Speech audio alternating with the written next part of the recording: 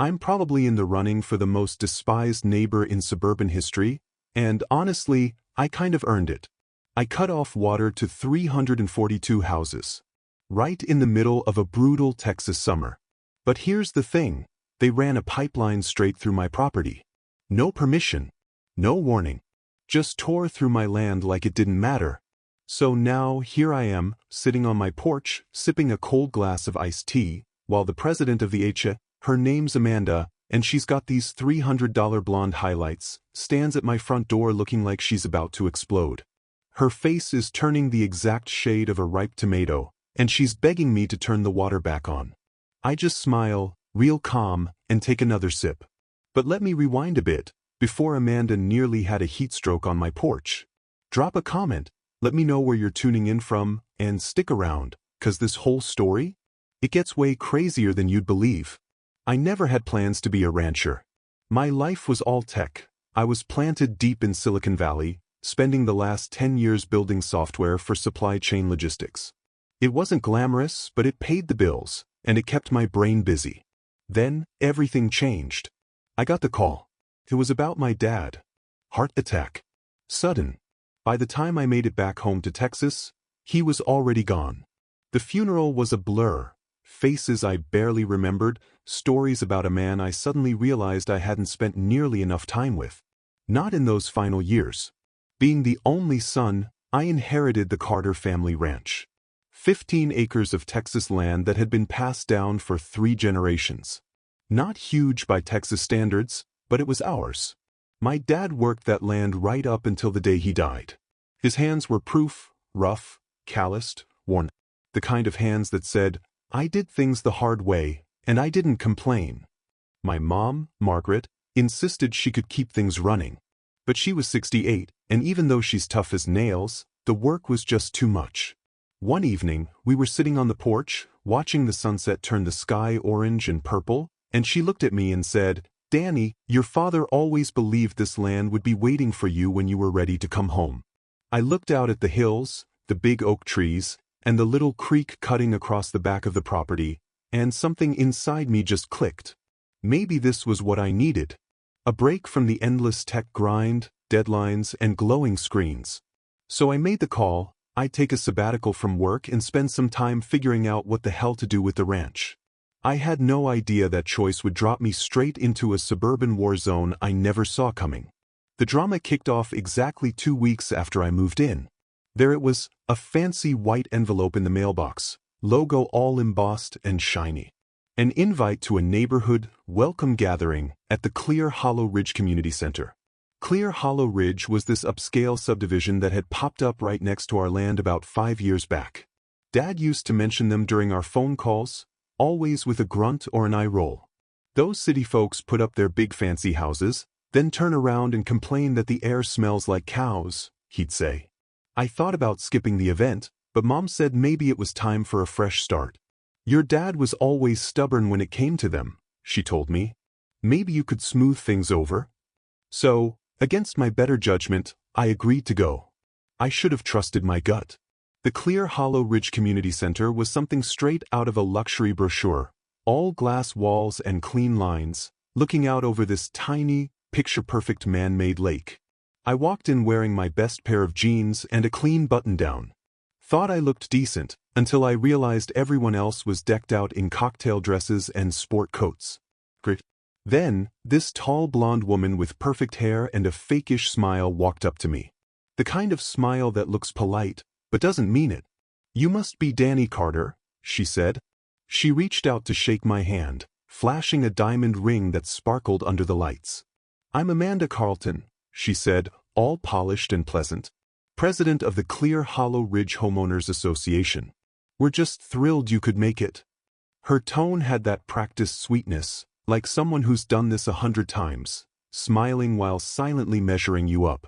Standing a step behind her was an older guy with sharp eyes and neatly combed silver hair.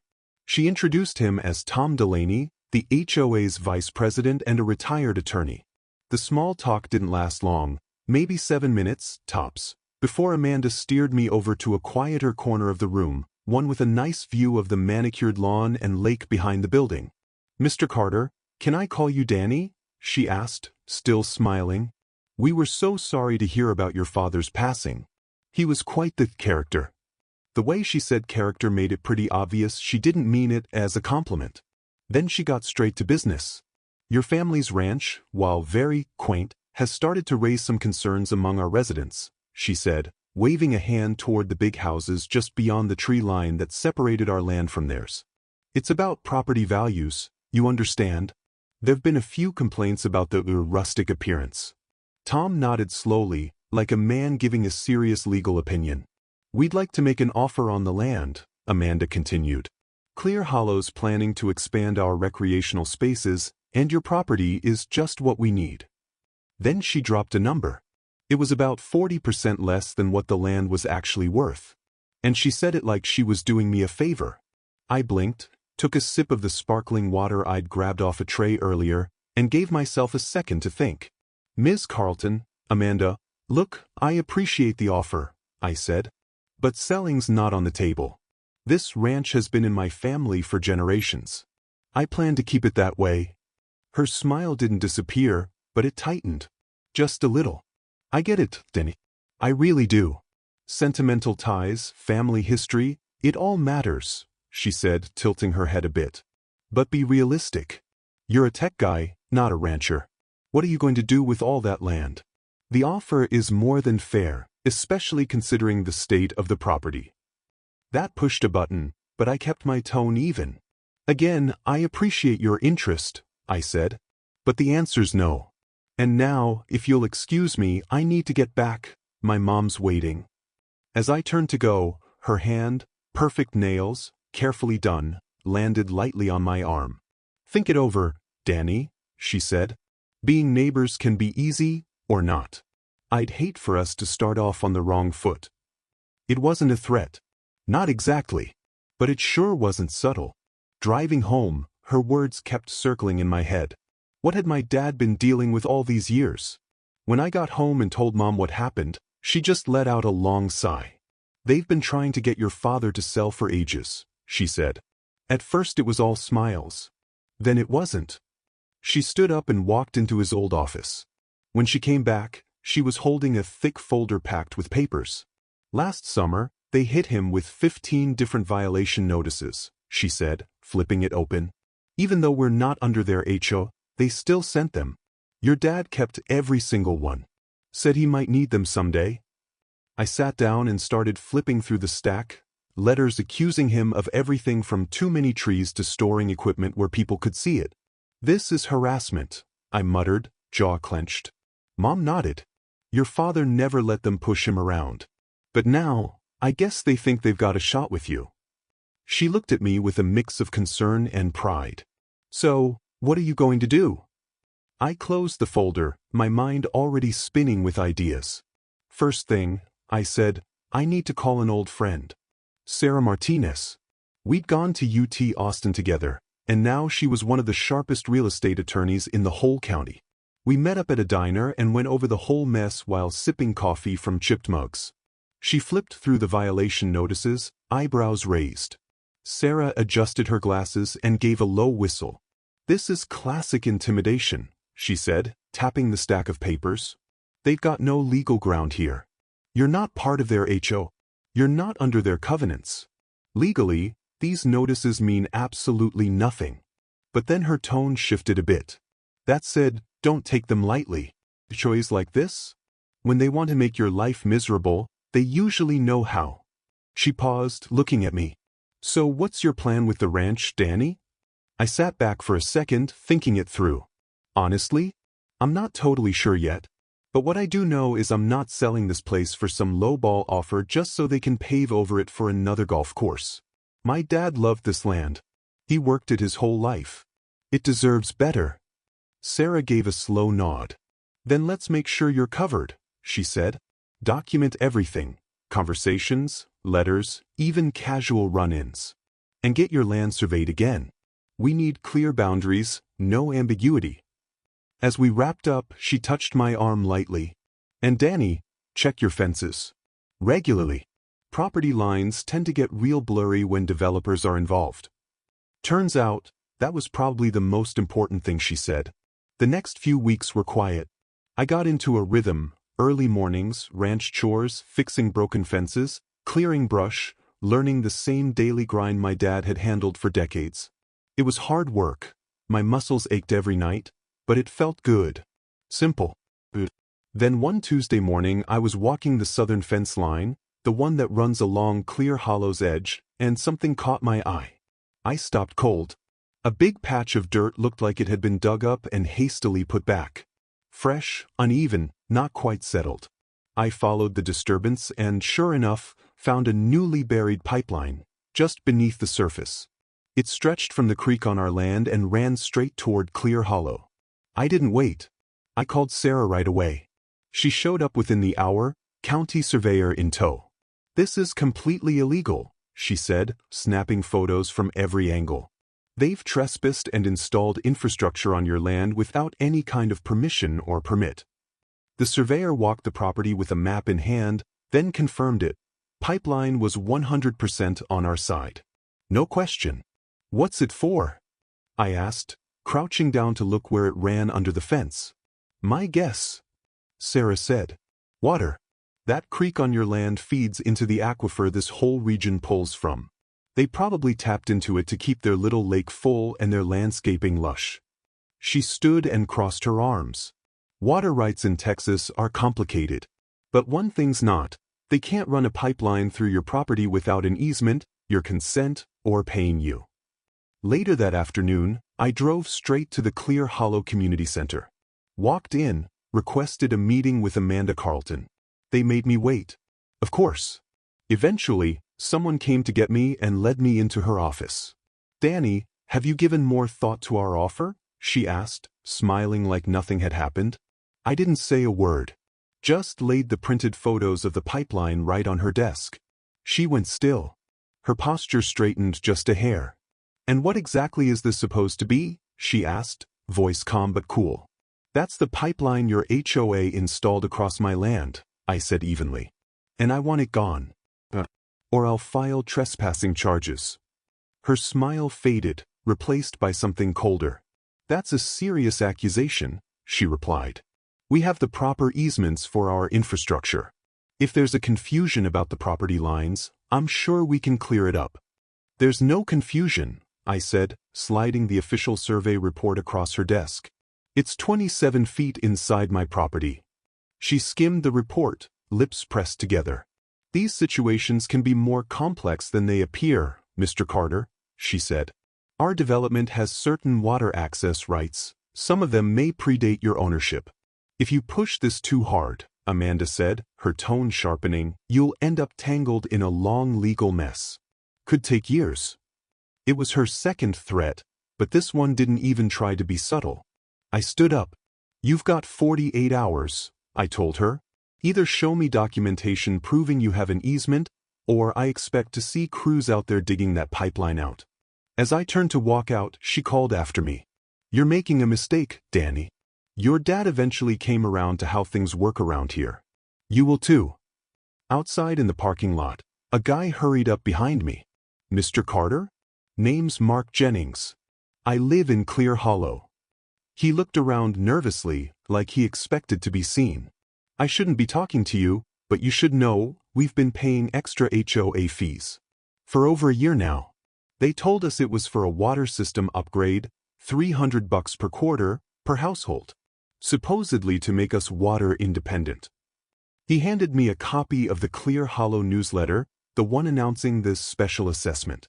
"A lot of us have started asking where the money's really going," he said. "No one's getting answers."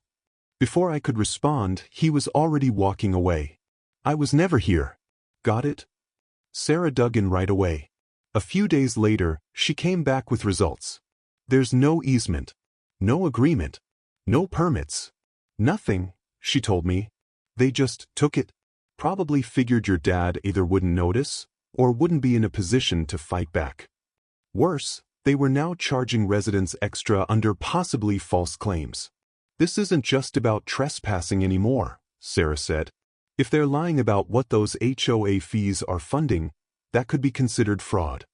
I leaned back in my chair, processing all of it. "So what's our next step?" I asked. Sarah's expression had shifted. She was laser-focused now. Document everything. Install cameras along the entire property line.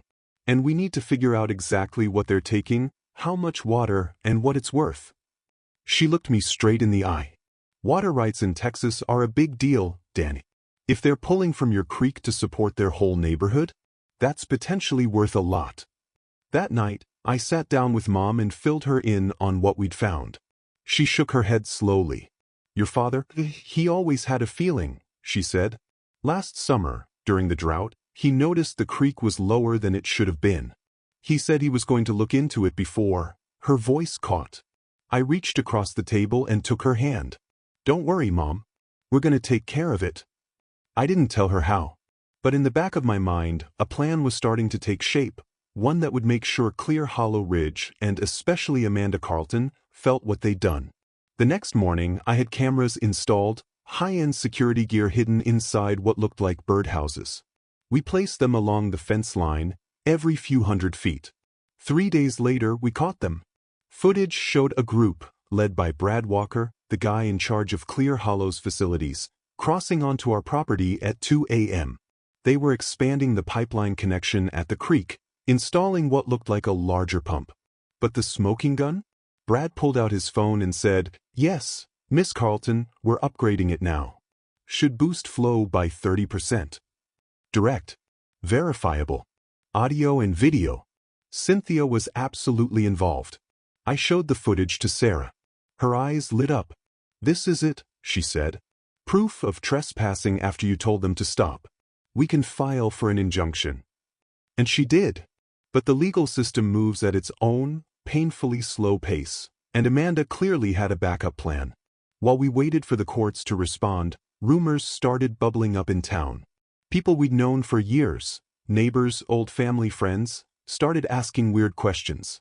At the grocery store, Mrs. Finley leaned over and whispered, Is it true you're starting a Bitcoin farm out there? Then the barber chimed in, Heard you're selling to some big developer. A waste processing plant. That was the rumor floating around now. And let's be honest, it wasn't hard to figure out who started it. Then came the official pressure. One morning, a county inspector named Ben Foster rolled up without warning. Claimed he was there to investigate anonymous reports of unauthorized construction on the property. Of course, he didn't find a thing, because there was nothing to find.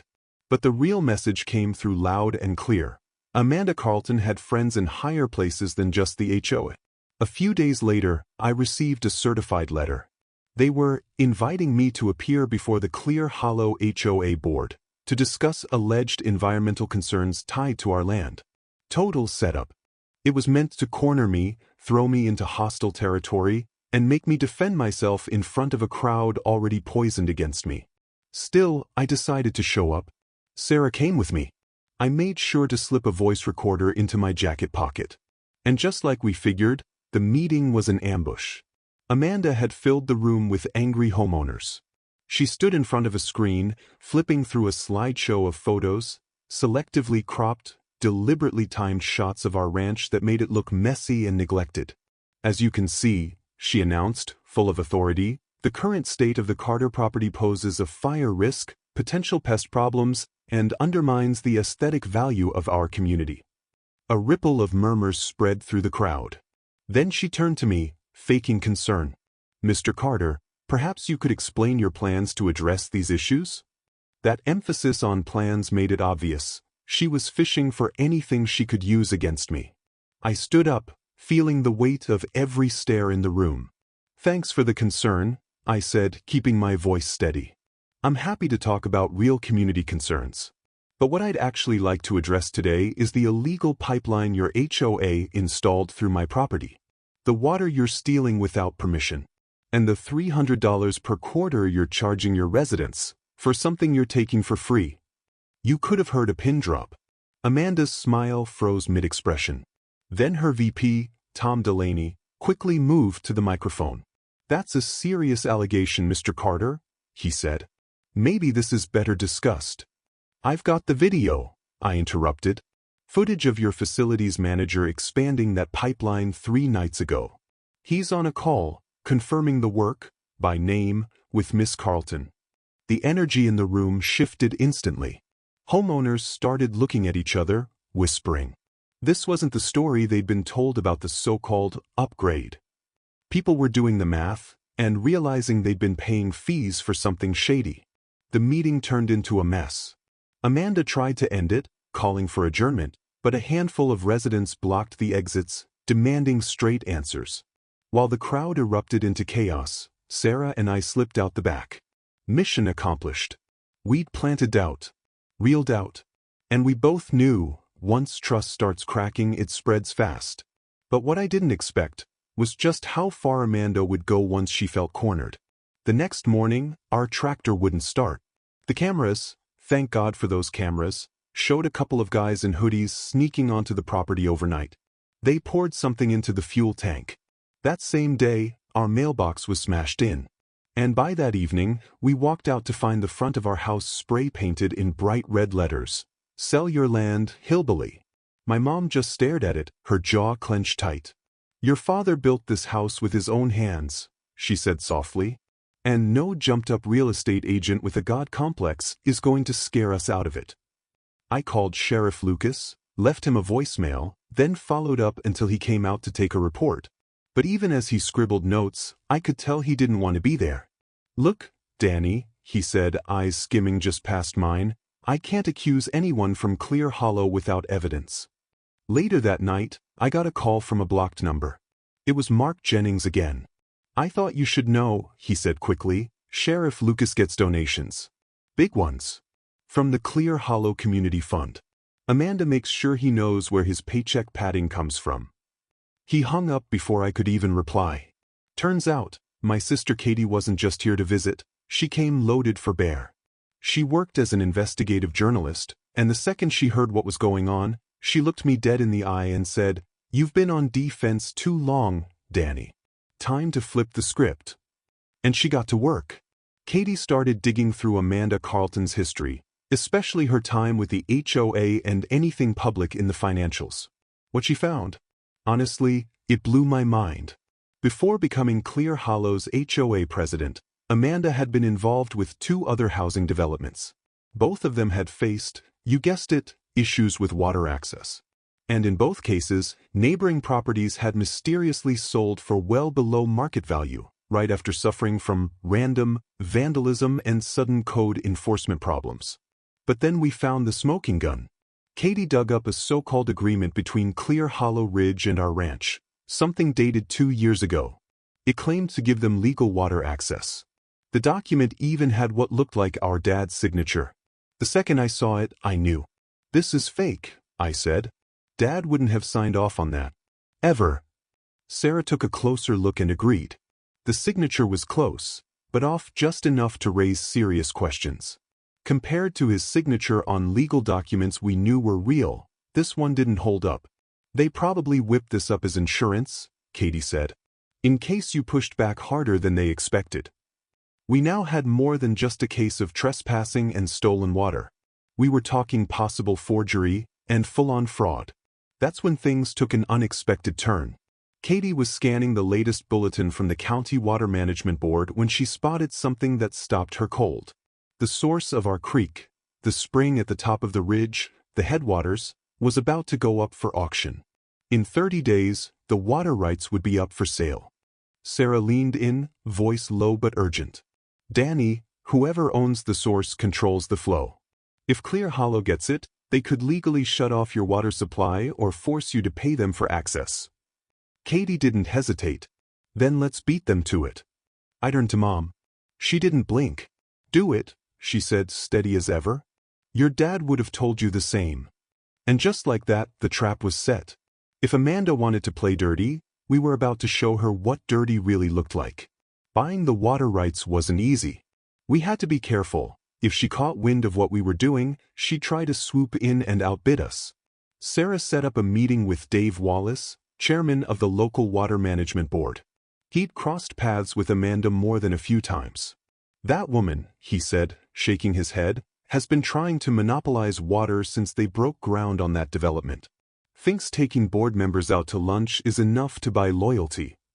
He couldn't help us officially, But Dave did explain how the bidding process worked, details we wouldn't have found on any public notice. We moved fast. Sarah created a small LLC and registered it under her office's address to keep my name off the paperwork. Then we submitted a formal bid for the headwaters. The asking price? $45,000. Not cheap, but for what it was? A straight-up steal. That little rocky hillside didn't look like much, but it controlled the flow of water into a neighborhood packed with homes worth millions. Sarah also connected me with Olivia Burke, a sharp environmental attorney who specialized in water law. Texas follows the prior appropriation doctrine, she explained. First in time, first in right. If you own the headwaters, you hold the first legal claim to the water. They can't just take it anymore. They'll have to deal with you. The purchase went through smoothly. No hiccups. We were the only bidders. Which told us one thing. Amanda had no idea what that land actually meant. The title went into the LLC's name, and we kept everything quiet. According to Dave, though, word of the sale eventually trickled back to Clear Hollow. And when it did, the things got loud. Word spread fast once folks in Clear Hollow realized someone had quietly bought the headwaters. They didn't know who, it wasn't public yet, but they knew someone had beat them to it. Amanda Carlton stormed into my office the next day, furious. "Who bought it?" she demanded. I stayed calm, maybe even a little amused, and told her the property sale would be reflected in public records soon enough. She didn't like that answer. Losing control of the headwaters sent Amanda into full retaliation mode. Her next moves were fast and nasty. At the grocery store, a group of Clear Hollow residents cornered my mom. They'd clearly been fed some kind of twisted version of the truth. They called me a greedy old woman, she told me later, hands trembling a little, said I was hurting the community by refusing to sell. And it didn't stop there. Later that week, our cameras caught Brad Walker, Clear Hollow's facilities manager, and his crew trying to push the pipeline even further across our land. In broad daylight, I drove out and confronted them. Brad squared up, his voice low and menacing. "You don't know who you're messing with, tech boy," he growled. "Miss Carlton's got friends in high places. You're gonna regret this." The final straw came when Amanda called an emergency HOA meeting and declared our family a hostile threat to the community. Mike Jennings managed to get us a copy of the meeting minutes. Turns out, Amanda had set up something called a community defense fund. And guess what? Every homeowner was being hit with another $500 special assessment to defend Clear Hollow's water rights. She was taking even more money from her neighbors, framing us as the enemy to cover her own mess. Then we got a formal notice in the mail.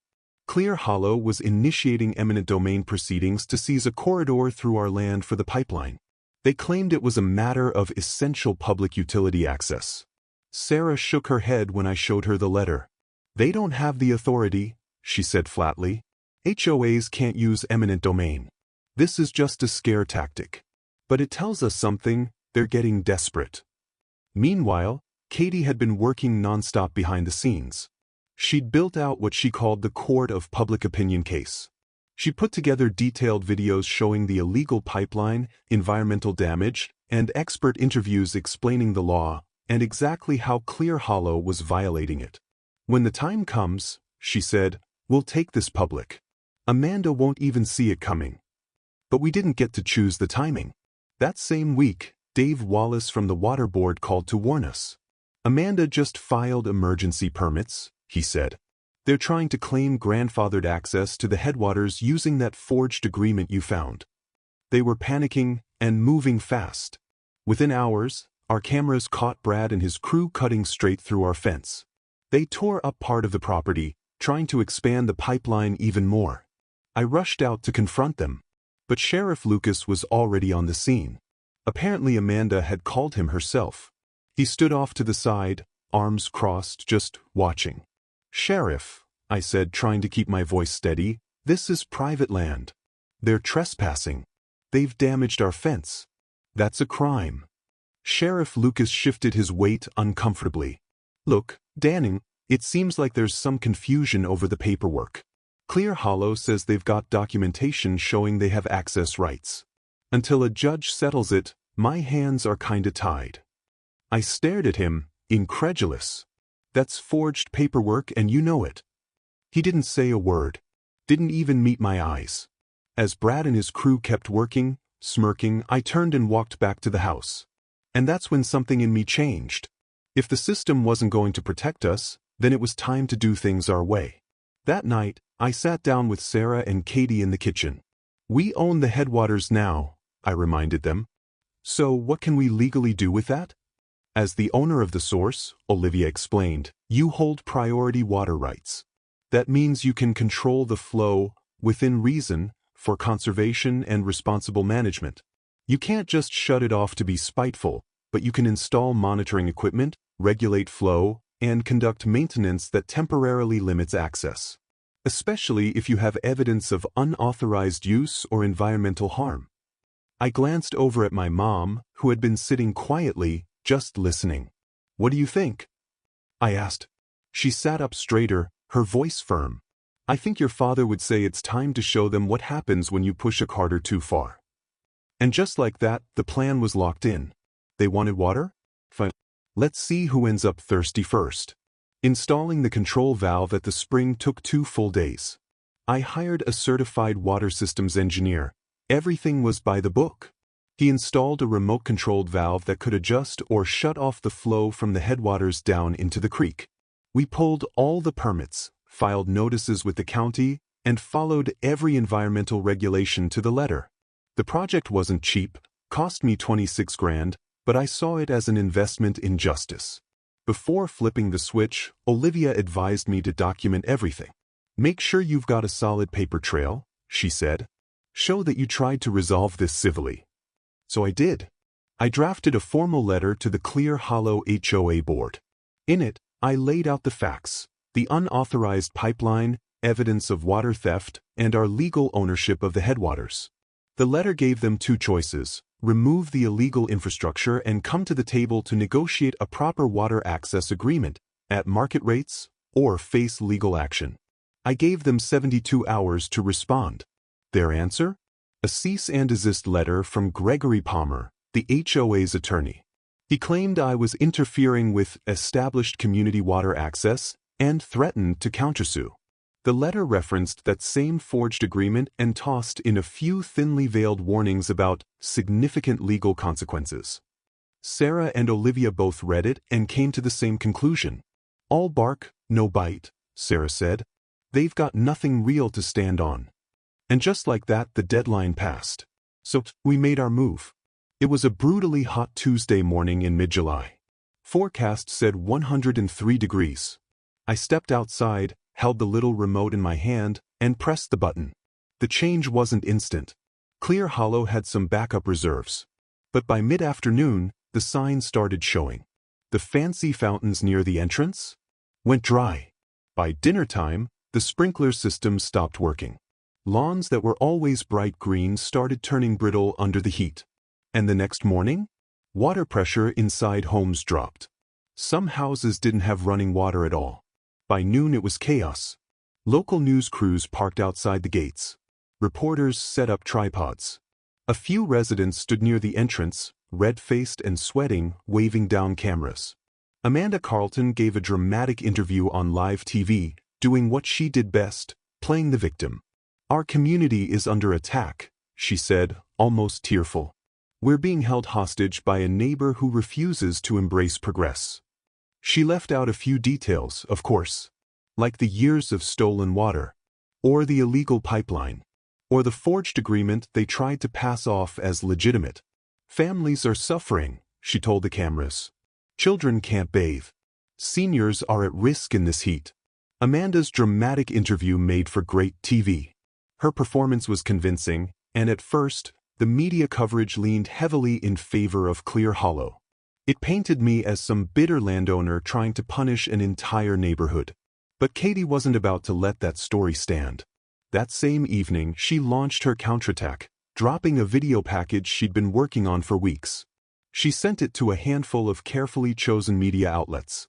The footage was airtight, time-stamped clips of the illegal pipeline being installed, side by side with expert interviews on Texas water rights and crystal-clear comparisons of my dad's real signature versus the forged one. "This isn't about one man hoarding water," she told reporters. "This is about a corrupt HOA stealing resources, lying to their own residents, and damaging private property, then pretending to be the victim when they're finally caught." And just like that, the narrative started to shift. News coverage grew more balanced. Reporters began digging into Clear Hollow's infrastructure and questioning those special assessments residents had been paying. By day 3, things boiled over. A crowd of Clear Hollow homeowners showed up at our front gate, Cynthia leading the charge, bullhorn in hand. "Turn the water back on, Carter," she shouted. "You can't hold an entire community hostage." Behind her, the group was split. Some looked furious. Others looked unsure, clearly affected by what they'd seen online. I stepped out to meet them, calm and collected, while Katie filmed everything from the porch. "This is private property," I said. "You're trespassing, and this qualifies as harassment." Cynthia pushed forward, her face red and tense. "You're tearing this community apart. People are going to remember who cut off their water in the middle of a heat wave." I kept my cool, aware the cameras were rolling. "I'm managing the flow of water on land that I legally own," I said evenly. "Water your HOA has been stealing through an illegal pipeline that was installed without permission. Have you told your neighbors they've been paying special assessments for stolen water? Or about the forged agreement with my late father's name on it?" That hit hard.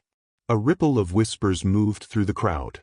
People started glancing at each other. Then Mark Jennings stepped forward. "Is that true, Amanda? Have we been paying for stolen water this whole time?" Others joined in, asking questions about where the money had gone and what exactly they were funding. What Amanda thought would be a public shaming had flipped on her. Instead of rallying the neighborhood against me, she turned the spotlight on herself. Sheriff Lucas, sensing the tension building, finally stepped in. "All right, folks," he said. "This is a civil dispute and needs to go through proper legal channels. Let's all head home before this turns into a disturbance." As the crowd began to scatter, Lucas came over quietly. "The mayor's office called," he said. "They've scheduled a meeting with both parties for tomorrow. City Hall." That night, I got a surprise call from Tom Delaney, Amanda's right-hand man. "Danny, this has gone far enough," he said. The confidence in his voice? Gone. "You made your point. Turn the water back on as a sign of good faith, and maybe we can work out a reasonable agreement." I didn't bother sugarcoating my response. "That time passed when you installed an illegal pipeline, forged a document using my dad's name, and let your people vandalize our home. I'll see you at City Hall." After I hung up, I met with Sarah and Olivia to talk strategy. We agreed to make a small move, just enough to send a message. So that night, I remotely opened the valve for 6 hours. Enough time for folks in Clear Hollow to fill bathtubs and buckets. It wasn't about being generous. It was about control. I wanted everyone, especially Amanda, to understand exactly who held the cards now. The next morning, Katie walked into the kitchen with her laptop open. "You need to see this," she said. Her videos had gone viral overnight. By the time the sun came up the next morning, Katie's videos had blown up online. Thousands of people had already seen the footage, clips of the illegal pipeline, and that wild confrontation at our front gate. Public opinion had flipped hard, and it was in our corner now. With the public on our side, the law on our side, and the power, literally, to turn their water on or off, we headed to City Hall. This wasn't just another meeting. This was it. The biggest negotiation of my life so far, and somehow, I'd become a full-time rancher and part-time water rights warrior. City Hall was one of those old limestone buildings right in the middle of town. Big, official, and impossible to ignore. Mayor Robert Hayes, a seasoned politician with silver hair and a commanding presence, had set the whole thing up. He chose the council chambers for the meeting, big, formal, and serious. His assistant, Andrea Wells, led us inside and showed us to our seats. We took one side of a long, polished oak table. A few moments later, Amanda Carlton walked in with Tom Delaney and Gregory Palmer, Clear Hollow's lawyer, right behind her. Mayor Hayes stepped up to the head of the table. He was flanked by 2 city attorneys and Dave Wallace from the Water Board. He didn't waste time. "Let's get right to it," he said, his deep voice echoing off the chamber walls. "We have a situation where over 300 homes are without reliable water during a heat wave. We've got allegations of property encroachment, unauthorized water usage, and enough negative press to hurt our city's reputation for months." Then he looked at me. "Mr. Carter, from what I understand, you currently control the water source and have restricted access to Clear Hollow Ridge. Is that correct?" I glanced at Sarah, who gave me a quiet nod. "That's correct, Mayor," I said. "After discovering that Clear Hollow had installed an illegal pipeline across my land, without permission, and after multiple attempts to resolve the issue were either ignored or met with hostility, I legally purchased the headwaters that feed the creek running through my property." I kept my tone calm and measured. "As the rightful owner of that water source, I've temporarily restricted flow while we address the unauthorized infrastructure built on my land." Mayor Hayes nodded slowly, taking it in. Then he turned to Amanda. "Ms. Carlton, Clear Hollow claims it has proper authorization to use that water. Do you have documentation to support that claim?" Amanda sat up straighter, full of confidence. "Absolutely, Mayor. Clear Hollow has maintained water access agreements with the Carter property for years." She gave a signal to Palmer, who opened his briefcase and slid the forged agreement across the table. "This document," he said, "signed by Mr. Carter's late father 2 years ago, grants Clear Hollow an easement to install and maintain water infrastructure." My jaw tensed, but I stayed quiet. Sarah placed a calm hand on my arm under the table. Palmer kept going, smooth as ever. "Furthermore, the water in question services over 300 families, which makes this a public utility issue. Mr. Carter's actions represent an inappropriate disruption of essential services." The mayor picked up the document and studied it, then passed it to the legal team. "What about the claims of property damage and harassment Mr. Carter's documentation mentions?" he asked. Amanda's face tightened, but her voice stayed even. "Grossly exaggerated, Mayor. Clear Hollow has always maintained the area around its infrastructure through standard maintenance procedures. If there's been any confusion about property lines, we're more than willing to work that out in a broader agreement." That lie landed like a gut punch. But I didn't flinch. I'd been through too many boardroom standoffs in Silicon Valley to let my emotions take the wheel. Sarah spoke up, clear and steady. "Mayor Hayes, we have video footage showing Clear Hollow workers trespassing on Mr. Carter's land as recently as last week. They were cutting fences and expanding an already unauthorized pipeline." She laid out a folder on the table, then continued. "By the next morning, Katie's videos had gone viral. Thousands of people were sharing the footage, clips of the illegal pipeline, Cynthia's meltdown at our gate, and the forged documents. Public opinion had flipped completely. With the crowd behind us, solid legal ground beneath us, and the ability to control the literal flow of water, we headed into City Hall for what felt like the biggest negotiation of my life. City Hall was this big, stately limestone building right in the center of town. Mayor Robert Hayes, a seasoned politician with silver hair and the kind of voice that makes people sit up, had arranged the meeting in the council chambers. The room alone said this was serious. His assistant, Andrea Wells, showed us to our seats. We took our place at one side of a large oak table. A few minutes later, Amanda Carlton arrived with Tom Delaney and their lawyer, Gregory Palmer. Mayor Hayes sat at the head of the table, flanked by a couple of city attorneys and Dave Wallace from the Water Board. He didn't waste time. "Let's get straight to it," he said. "We've got a community of over 300 homes dealing with water shortages during a heat wave. We've got serious allegations of trespassing, illegal usage, and enough bad press to damage the city's reputation for months. Mr. Carter, you currently control the water source and have restricted access to Clear Hollow. Is that accurate?" I glanced at Sarah, who gave me a small nod. "That's correct, Mayor. After discovering Clear Hollow installed a pipeline across my land without permission, and after attempts to resolve the matter were ignored, I legally purchased the headwaters that feed the creek on my property. As the rightful owner, I temporarily restricted flow while we dealt with the illegal setup." The mayor nodded, then turned to Amanda. "Ms. Carlton, your HOA claims to have authorization. Do you have documents supporting that?" Amanda sat straighter. Absolutely, Mayor.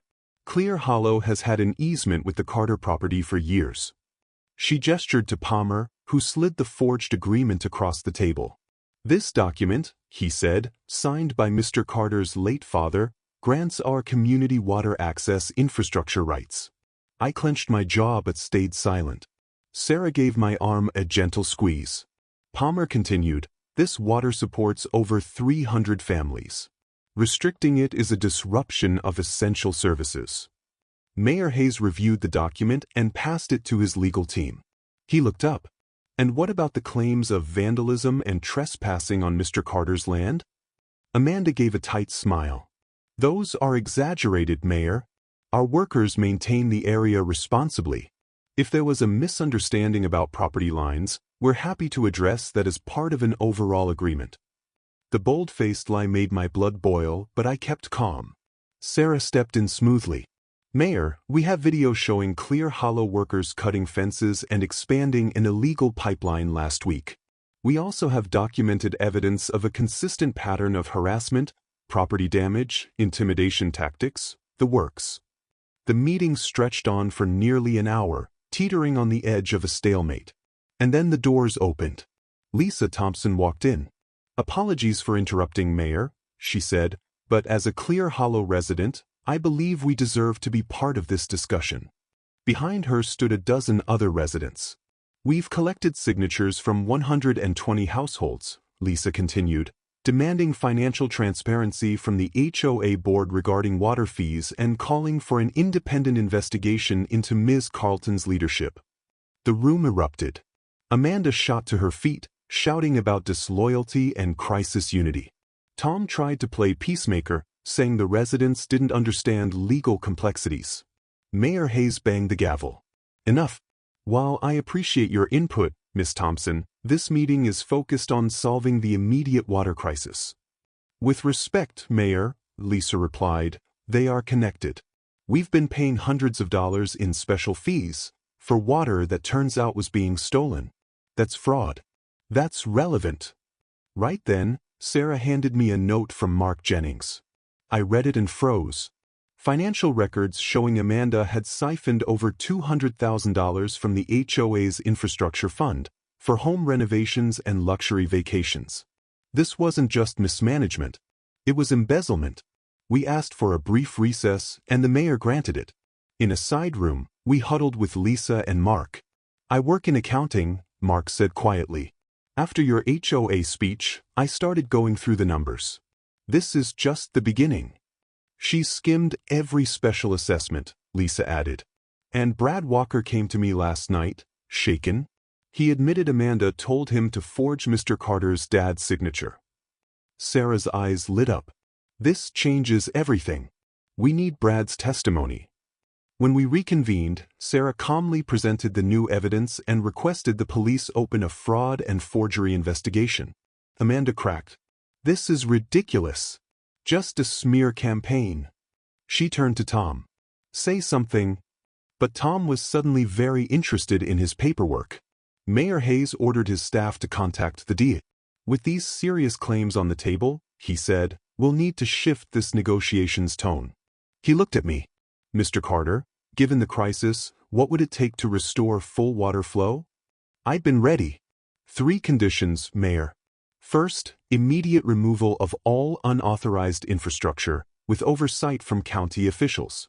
Second, a real water access agreement, fair terms, market rates, and retroactive compensation. Third, a public apology for the harassment my family endured. Hayes looked to Palmer. After a moment of hushed conversation with Tom, he replied, speaking for the board, we can agree in principle, pending final review. Just as we wrapped up, Amanda shot to her feet. This isn't over, Carter, she snarled. You think you've won? I still have connections. She stormed out. Tom quietly apologized for her emotional state. Dave Wallace leaned over and whispered, we'll be launching our own investigation into code violations. Between that and the DA? She's finished. That evening, I reopened the valve for 6 hours a day, just enough to ease the strain while we finalized the deal. Lisa called an emergency HOA meeting. She laid out the evidence in full view. The residents were stunned. Amanda and Tom were both voted out on the spot. Lisa was made interim president. When I got home that night, Mom was waiting on the porch with a glass of iced tea. "Your dad would have been proud," she said. The fight wasn't completely over. Amanda's last threat still lingered. And sure enough, 9 days later, it hit. A certified letter from the State Environmental Office. A report claiming our creek was contaminated, with orders to shut down all water flow. The inspector? Thomas Grant. The same one Amanda had used before. My phone exploded. Reporters, residents, even the mayor wanted answers. "This is her last play," Sarah said. Olivia pointed out the flaws. Anonymous tips can't trigger a full shutdown without a confirmed lab test. Katie dug deeper. Turns out, Grant had a record. He'd been disciplined before for falsifying reports. And he had ties to Amanda through her ex-husband. We brought in our own water testing team and requested expedited samples from the state lab. The mayor even sent in a city engineer to oversee everything. 2 days later, results came back. The water? Clean. Everywhere except one section. Right where the creek crossed into Clear Hollow. "They planted it," Olivia said, stunned. "These are solvents. Not runoff." Someone added this. It was enough for Sheriff Lucas to act. He got warrants. What they found shocked even me. In Grant's office, falsified reports and a check signed by Amanda. In Amanda's garage, the exact chemicals used, plus receipts from 3 days before the contamination. The charges? Forgery, embezzlement, environmental crimes, conspiracy. She was arrested at the airport trying to fly to Cancun with a bag full of cash. After that, everything changed. The new HOA board finalized a real water agreement. We got a fair settlement. And I used part of it to update the ranch, better irrigation, solar panels, a more sustainable setup. Mom suggested we dedicate part of the land as a nature preserve, with educational programs. Tribute to Dad. "He always said we were just caretakers," she told me. This keeps that promise alive. A year later, the changes were clear. Clear Hollow was thriving, transparent and functional. The ranch was greener than ever. The creek, once a battleground, now flowed clean and shared. Cynthia and Grant were in prison. Tom took a plea deal. Mike led volunteer days. Katie's story on Water Rights won awards. And Sarah, well, our partnership turned into something deeper. One perfect fall evening, I sat by the creek with Sarah, Mom, Mike, and a few folks who used to be on the other side of the fight. We toasted the new Morgan Water Conservation Trail, a joint project between the ranch and Clear Hollow. As I watched the sun catch the surface of the creek, I raised my beer and said, "Sometimes you have to dam the water, just to make people see how valuable it really is." Because in the end, it wasn't just about water. It was about respect. The settlement could have taken me back to my old life in Silicon Valley. But honestly, the spreadsheets didn't call to me anymore. This place, this land, with all its scars and beauty, was home again. Dad once said the ranch would be here when I was ready. He just didn't mention it would take a water war, a corrupt HOA, and a small-town uprising to get me there.